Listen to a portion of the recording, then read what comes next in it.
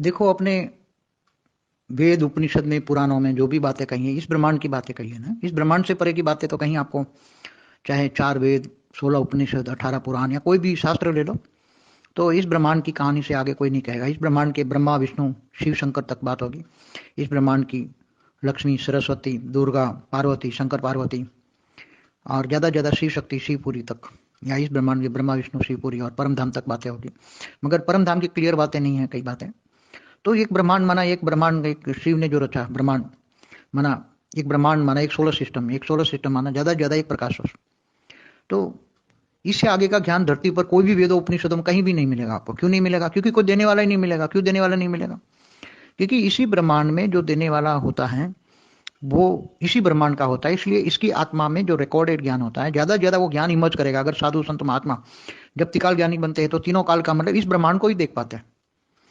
इस जब बाकी आम इंसान को तो कोई ज्ञान होता नहीं। कोई आम इंसान को तो ऊपर का भूलोक वालों को, भूलोक स्वलोक का ही ज्ञान नहीं होता। वो तो कहते हैं तुझे स्वर्ग जाना है या नरक जाना है। तो लोग कहते हैं स्वर्ग लोक नरक लोक, जैसे 7 पाताल लोक है। तो 7 धरती से ऊपर 7 लोक है, 7 पाताल लोक है। तो जैसे कोई कहता है तुझे स्वर्ग लोक जाना है, कोई कहता है फिर तुम पाप करेगा तो पाताल लोक जाना है, तो 55 करोड़ नर्क भी हैं।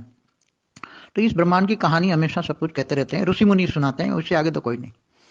जैसे शिव ने पार्वती को ज्ञान सुनाया था, अमर कथा, तो वो शिव पार्वती भी शंकर पार्वती की बात है ना। शंकर ने पार्वती को ज्ञान सुना। इस जहाँ शंकर पार्वती ने ज्ञान सुना है वो अमरनाथ कहते हैं ना। अमरनाथ की यात्रा सब जाते हैं ना भक्ति मार्ग में। या तो शंकर पार्वती भी हिमालय में रहते हैं, मानसरोवर, और वहाँ जो कैलाश पहाड़ है वहाँ रहते हैं, सूक्ष्म में, स्थूल और सूक्ष्म दोनों। तो जब ये शंकर पार्वती भी एक ब्रह्मांड की कहानी सुना सकते हैं, इससे ज्यादा आगे नहीं। तो क्यों नहीं? क्योंकि उसकी आत्मा में रिकॉर्डिंग जो है वो एक ब्रह्मांड का ज्ञान है। कोई साधु संत महात्मा भी एक कितना भी जोर लगाएं तो भी एक ब्रह्मांड का ही रिकॉर्डिंग पड़ा। इससे आगे का उसकी आत्मा में रिकॉर्डिंग की शक्ति नहीं है, क्योंकि रिकॉर्ड उसने देखा ही नहीं है, सोचा ही नहीं है, सुना है। अगर देखा है, सुना है, तो ही आत्मा में रिकॉर्डिंग आएंगी ना। आत्मा में रिकॉर्डिंग कब आती है? आत्मा के बाहर का आवरण जो महतत्व में रिकॉर्ड पड़ा आता है, तो वो या तीसरा नेत्र खोल देता है, तो तीसरे नेत्र में भी जो अंदर रिकॉर्ड पड़ा होगा वही इमर्ज होगा ना, और वही इमर्ज करके वो देख पाएगा ना। तो ये ब्रह्मांड से ज्यादा कोई नहीं देख पाता।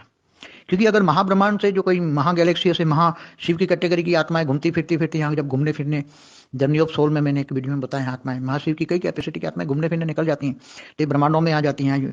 यूनिवर्स से भी आती हैं, ग्रेट यूनिवर्स से भी आती हैं, ग्रेट ग्रेट यूनिवर्स से भी आती है घूमने फिरने के लिए। तो जब वो आत्माएं आती हैं, मगर उनको ये ज्ञान देने में या इस ब्रह्मांड में दिलचस्पी नहीं होती। वो तो केवल यहाँ घूमने फिरने आती हैं। कई बार उनको ये मृत्युलोक अजीब सा लगता है, 5 तत्वों का शरीर कभी देखा नहीं है तो अजीब सा लगता है, तो वो मृत्युलोक में फंस जाती हैं, मृत्युलोक में मनुष्य बन जाती हैं, हाई क्वालिटी आत्मा। मगर वो ज्ञान को इमर्ज नहीं